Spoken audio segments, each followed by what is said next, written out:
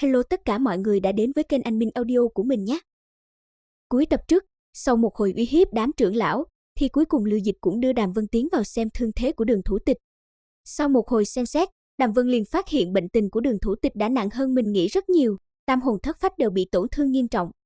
Suy nghĩ một lúc, Đàm Vân liền dùng phương pháp nguy hiểm nhất để xem bệnh. Sau đó, hắn ghé sát tai Đường Thủ Tịch nói, nếu người nghe được ta nói, thì hãy khống chế tam hồn thất phách. Ta sẽ tiến vào bên trong tam hồn thất phách ngươi để xem nguyên nhân bệnh tình. Dứt lời Đàm Vân liền thấy tam hồn thất phách của Đường Thủ Tịch có chút rung động, thì hắn lại nói, trong khi ta tiến vào thì ngươi không được phản kháng hoặc bài xích, nếu không ngươi sẽ lập tức tử vong, hồn phi phách tán. Rồi sau đó, Đàm Vân liền đưa linh thức vào thiên hồn bên trong, rồi lần lượt đi qua tam hồn thất phách. Khi xem xét qua một vòng, Đàm Vân liền phát hiện ra, Đường Thủ Tịch không chỉ có mệnh hồn bị thương, mà tam hồn thất phách đều bị thương. Có điều trước kia mệnh hồn bị thương nặng nhất nên phát tác trước mà thôi. Rồi Đàm Vân quay sang hỏi đám trưởng lão nguyên nhân mà Đường Thủ Tịch bị thương.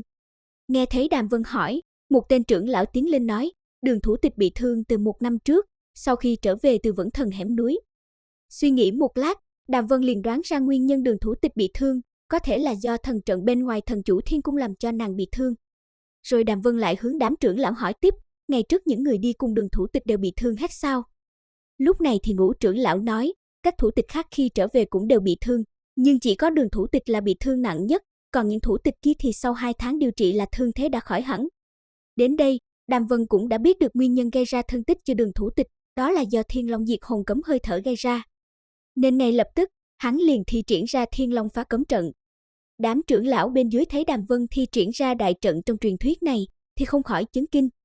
Mà cũng trong lúc đám trưởng lão đang kinh ngạc nhìn đại trận này, thì thân thể của Đường Thủ Tịch cũng từ từ bay lên, sau đó đi vào giữa đại trận. Ngay khi thân thể Đường Thủ Tịch vừa vào trong đại trận, thì xung quanh người Đường Thủ Tịch bỗng xuất hiện rất nhiều đầu linh long vây quanh. Ngay sau đó, từng sợi khí tức màu đen từ trong người Đường Thủ Tịch đi ra, rồi liền bị những đầu linh long này thôn phệ. 1 canh giờ sau, hắc sắc khí trong người Đường Thủ Tịch cũng bay ra hết. Lúc này, Đàm Vân như trút được gánh nặng quay đầu nhìn đám trưởng lão phía dưới nói, các ngươi yên tâm, nhiều nhất là 1 canh giờ Đường Thủ Tịch sẽ tỉnh lại. Rồi sau đó, Đàm Vân hướng phía Ngũ trưởng lão nói hắn mang Thẩm Tố Băng đến đây.